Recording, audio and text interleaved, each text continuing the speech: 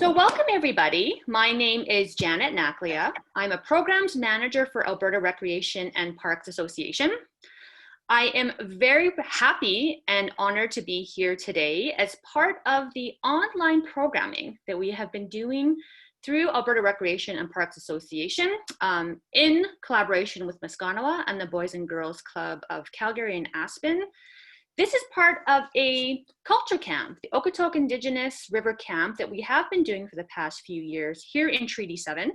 I would like to acknowledge that I am sitting in the traditional territory of the Blackfoot people in Mohkinstsis, which is the Calgary area. And we have been doing a camp in the area, but due to COVID, we've had to pivot. And part of that pivot is doing this online series of webinars, sitting with various elders, multi-nation elders, over the past few weeks, as they bring to us teachings that are very meaningful to them. So today I am extremely honored and very pleased to be sitting with Blackfoot Elder Jackie Bromley. She has been part of our culture camp and the work that ARPA has been doing for the past few years. And she's also extremely special in that she works with Awaton here in Calgary, which focuses on women in need and their families. So it's amazing having that voice, and an honor to have Jackie with us today. And so I'm going to turn it over to her to do a blessing and a smudge, and then we will start with her webinar. So Jackie, I turn it over to you. Okay. Oh, after I forgot. I have tobacco as well to offer you, and I will give this to you when I see you next in person. So with this, I just really want to say again what an honor it is, and I look forward to the teachings that you will share with all of us. Yeah. Okay. Well, I'd like to welcome everybody that is joining to hear about the 7 sacred teachings. And I always, when I go to a meeting or if I'm doing an event, I always like to start off with a prayer. And the reason for that is for the Creator to give us guidance and wisdom. Also, I always thank the Creator for waking me up every morning. It doesn't have to be right when I open my eyes, but I always thank the Creator. Today is a new day.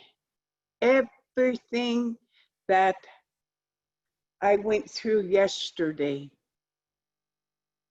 I don't want to talk about it. I prefer to have a positive day. The other thing is to pray for all the people that are homeless on the street. Also, to pray for the sick that are in the hospital or not in the hospital, and also to pray for your families.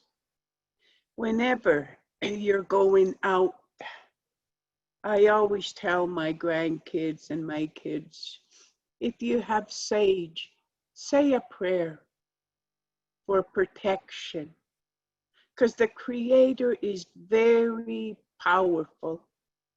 Very powerful. And like I always say, the virus is just like a spirit. And I'm going to say my prayer in my native language, talking to my grandfather who's gone into the spirit world. His name is Imini. Ishchipatapiyok is the Creator. Natushi is the sun. You'll probably hear that when I start my Blackfoot prayer. Hayo natushi, hayo ishchipatapiyok, hayo nokpekin mukinun kita okamanistopinun, hayo noktotashkamishnuku shinunix. Hayo imeni, hayo kanekushikushikiten shkatak. Kita spumuk shinon. Mushkakita is the papaka sto she sepuma. Anye kinokanista poka manista. Ja mukshita sutuka wow kekshi no kekshi statues. Eschi stumikshi no kates pumbusa no kegistuka. Akite imskakua. Kenya kinokanista poka manistua and okrishkanatuni. Okay, thank you. Fair. Okay. Okay, Janet, you can start. Okay. I'm going to talk a little bit about the 7 sacred teachings. Within us indigenous people, each teaching is represented by an animal. Each animal offers a special gift, understanding of how we as people should live our lives on Mother Earth. The teachings have been passed from generation to generation. We use these tools as a foundation to promote a healthy lifestyle where we are in harmony with nature, our family, and our community. Elders have used their experiences and wisdom to help people in their communities make good decisions. These teachings cannot be used in isolation. You must practice all of them. To practice one without the other would amount to practicing the opposite of that teaching. Okay.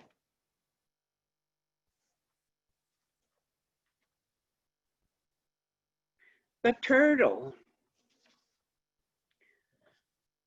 The turtle is said that in the beginning, when the Creator made man and gave him the 7 sacred teachings, the grandmother turtle was presented to ensure that the laws would never be lost or forgotten.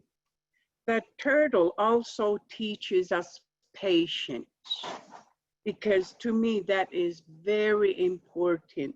We have to be patient. As the turtle is one of the slowest moving creatures of Earth, it is her that seems to make it to her destination, no matter the length of time that it may take her. Always seek the truth. Living the truth is living the 7 sacred teachings. Next. Humility. In the natural world, the wolf expresses this humbleness very clearly. The wolf lives within a pack of other wolves. The pack operates as a team. Each animal has a role within this pack to play. Several animals may be the hunters, some may be the protectors, some may be the nurturers, and others may be the pups that follow. It has for the survival and betterment of the pack. Each animal within the pack is very important, thus none is better than the other. And this is what it means to me. Think of others before yourself. Humility to live your life from arrogance, not to be boastful, and not to have a modest sense of your own growth. Next.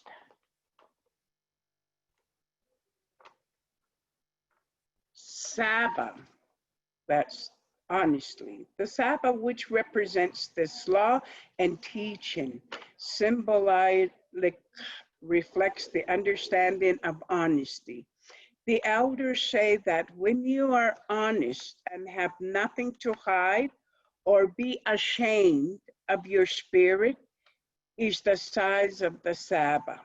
When you lie or do something bad and hide it from the people, it affects your spirit, not allowing it to grow strong.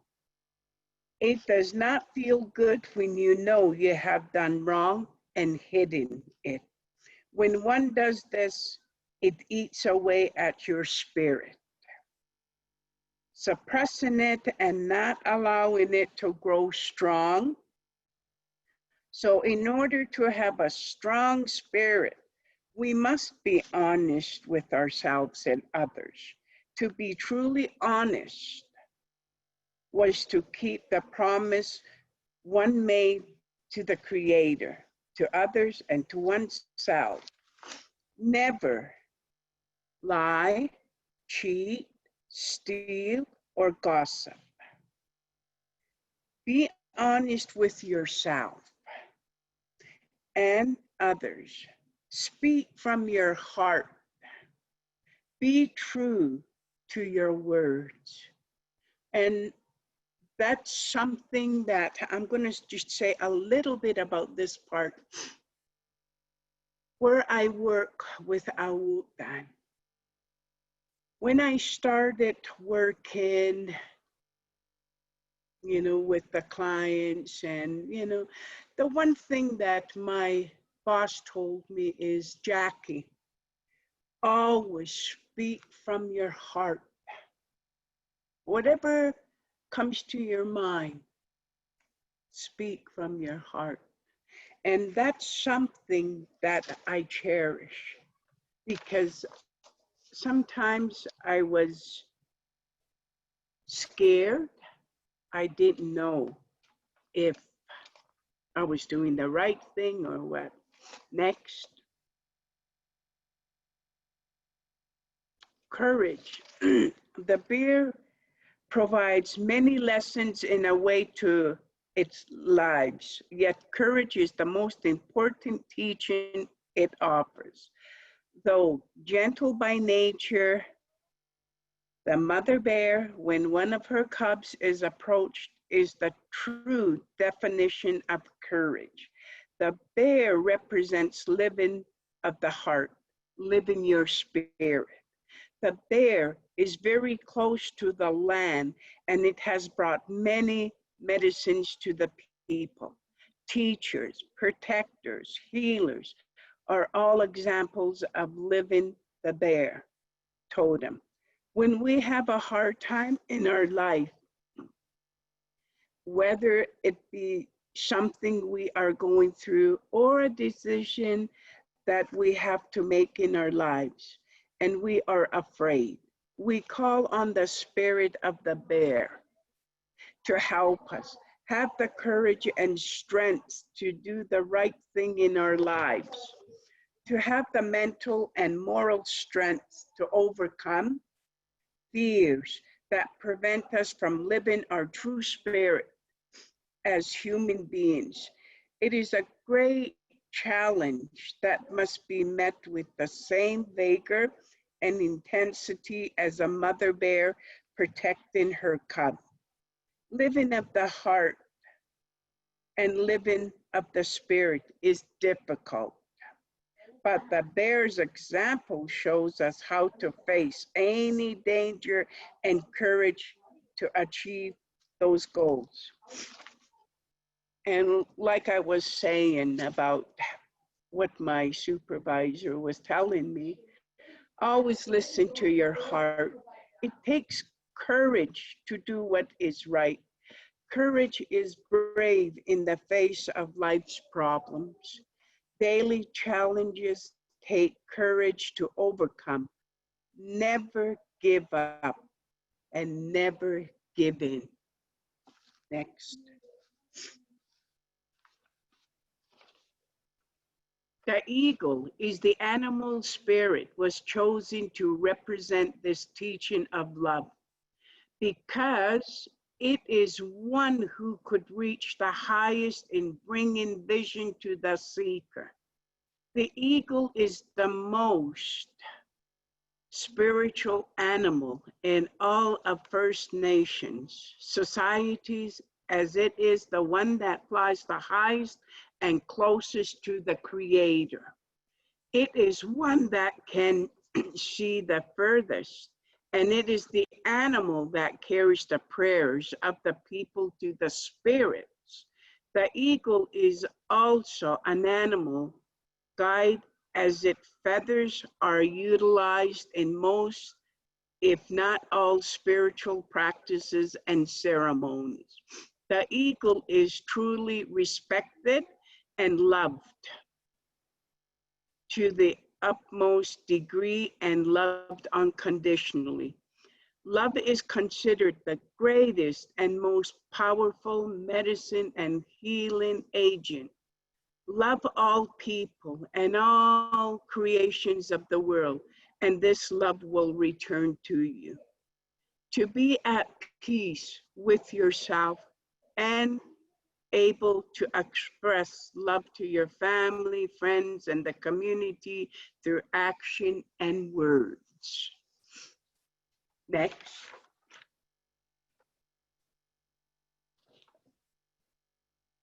The beaver. The building of a community is entirely dependent on gifts given to each member of the community by the Great Spirit. These gifts must be utilized for the betterment of the community. The beaver represents that building. The beaver's example of using his special gifts he has received, his sharp teeth for cutting the trees and branches, which he uses to building dams and lodges, expresses his teaching. If the beaver did not use his gift to build, his teeth would grow and grow, ultimately making it impossible for him to sustain himself and ultimately will lead to his demise. The beaver knows his gifts and uses them to the best of his knowledge. All of us have a gift. Show wisdom by using your gift. Wisdom is gained through experience and wisdom. To have wisdom is to know the difference between right and wrong and to apply your daily life. There. Next.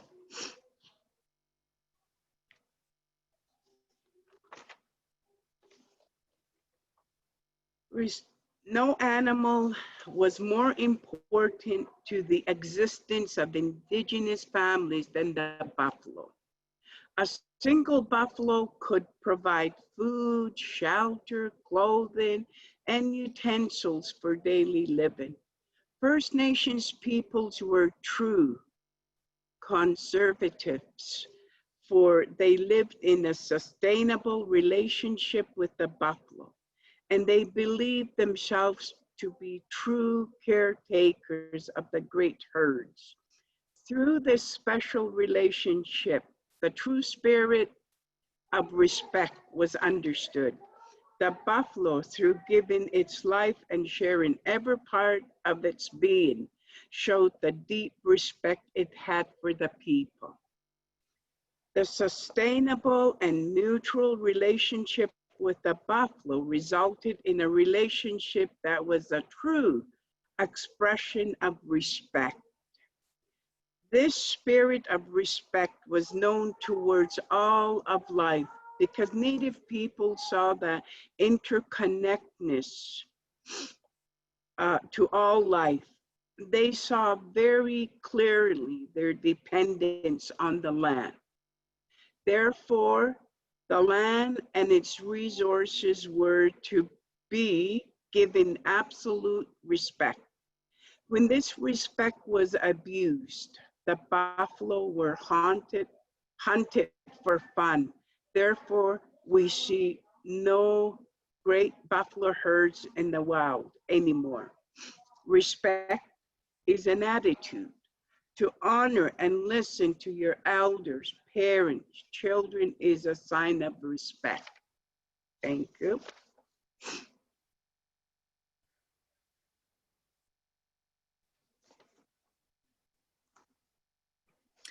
Hi, I'm going to go back to this main screen here. Hold on, play from start.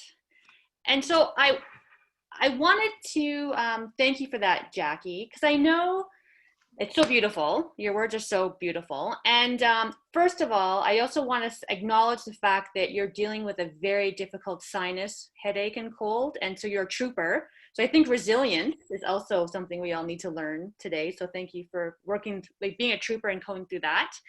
I have, you know, you really struck a chord with me when you were talking about the bear and how you need to be brave and deal with fear that threatens not just your body, because I know the bear, people talk about how bear is intimidating, but also potentially threatens your spirit, and how we need to overcome those fears. And it's a fearful time right now, and I think these teachings are really important during something like COVID, because we need a base foundation to remind us to be brave, to be courageous, to love each other, and to be kind. So how relevant do you think these teachings are, especially right now? Any thoughts on that particularly? Or even like, why do the elders, like why is it so important for everyone to understand and know of these teachings? Because not a lot of people do.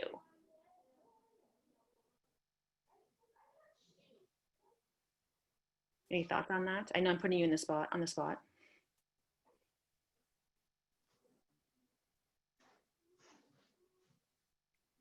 You know, if I may just add to this, you know, I was raised by my grandparents. Mm-hmm.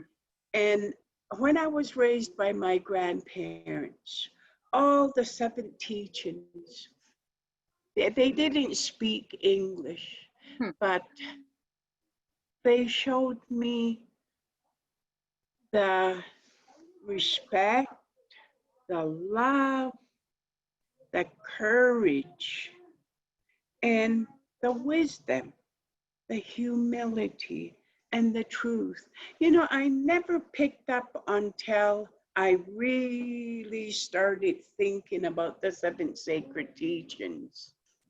I never heard my grandparents, you know, shouting at me or getting mad at me.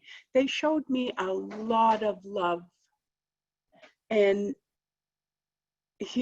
they were so humble. They were humble elders. All the lived experiences they went through. It was just amazing to think about it today. And that's what I like to practice is with my children, my grandkids. I like to use the 7 sacred teachings because when you use the 7 sacred teachings, it makes them think. Even my granddaughter told me once, she said, you know, Grandma, you always use these words. And I start thinking about them, you know. And I'll just say this, whenever I talk to her, she's using that respect because we have to use them every day in our lives, every day. And if we don't use the gifts that were given to us, then our life is not complete. So that's why I always strongly say, use the 7 sacred teachings with your family, with you. If you're working, use those. And I know it has really helped me in a lot of ways using the 7 sacred teachings. If it weren't for those teachings, I don't think I would be where I'm at today. And those are the gifts that were given to me. And every time, it's always good to pray every day. Give thanks with a tobacco. When you are thankful, good comes to you and those you love. That's my talk about the seven sacred teachings. That is absolutely beautiful, Jackie. And it does remind you that we all do have individual gifts. Some are kind. Some people are just busy, like to be busy. Some people are good with numbers. Like I think too, just we sometimes don't see our gifts for what they are because we think that they should be big, grandiose things. So I think that's a beautiful reminder. I do have a question. Do the Blackfoot, like the seven sacred teachings, a lot of different elders reference them. Mm-hmm. Did the Blackfoot have a different perspective on them? Because I've heard them, like all sorts of different people use them. Is it okay for all nations to reference them?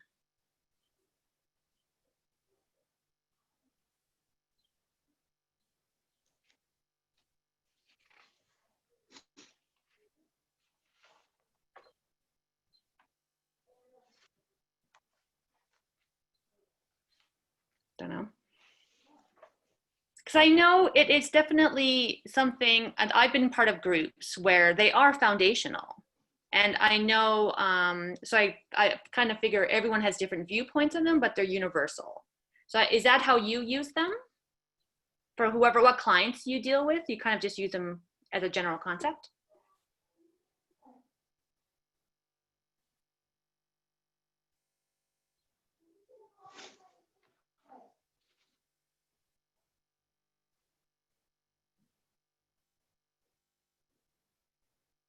You know,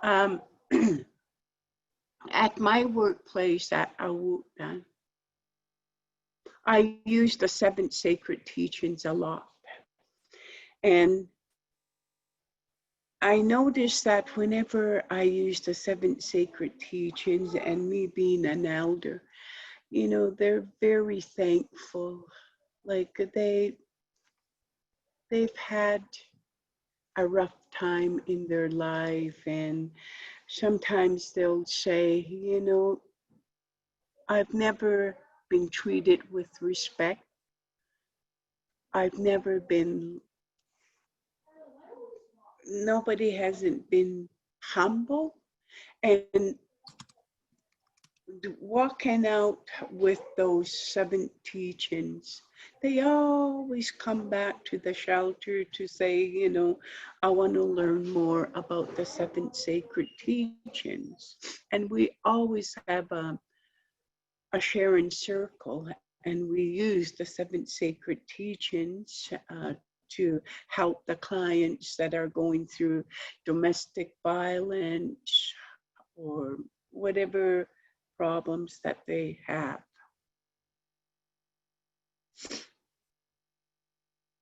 Perfect. Well, thank you very much for that. Is there, and I understand you're feeling under the weather, so I'm just going to see if there's any final thoughts. We do have a question, and I don't know, I have to look into it myself. Do you know if do you know anything about the Scouts? You know, the group, the children, they have that recreation program and they go camping. Do you know anything about those? Because there's a group of them called the Beavers. And someone was wondering if they get their name from here. I suspect they don't, so I will look into that for you and get back. And so I know Elder Jackie is feeling a little under the weather. So she said, yeah, I don't think they do. So she said that she will, if anyone has any questions, or if you have any thoughts on the seven sacred teachings, to email me. I will send out a link to this webinar, and you will have my information that way. And then any kind of follow-up questions that you might have, you could send them directly to me, and I'll approach Jackie, Elder Jackie, to see if she could answer those questions for you. So I think, Jackie, then just to be kind and let you recover from your sickness, we'll probably close the webinar now. I wanted to thank you. This was so beautiful. And I think it's interesting because when we do work with Indigenous partners and collaborations and within Indigenous communities, a lot of people talk about the 7 sacred teachings, but not a lot of people actually tell us what they are and what they mean. So I think this was really useful, and it was a nice reminder to me too, because I know how sacred the eagle is, for example, but I never really knew about the constructs of why that was. And yes, and we actually will make the slides available as well. There's a question about that.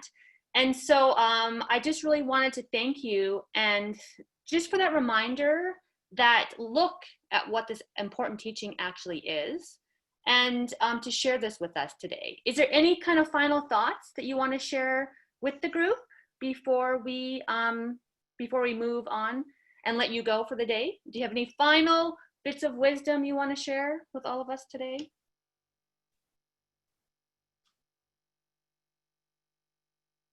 I keep putting you on the spot. I'm sorry. Any final bits?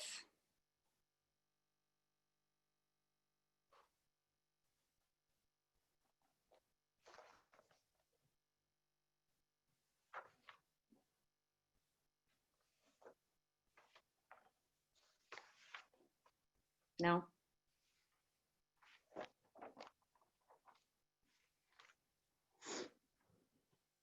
Okay, so what we'll do is I will end it for today. I want to thank all of you for coming. And like I said, Jackie is more than willing to answer any questions. We will send the slides. We will share this to all of you. And any other questions about different cultures, I will also forward any questions you might have to different elders that we work with as well.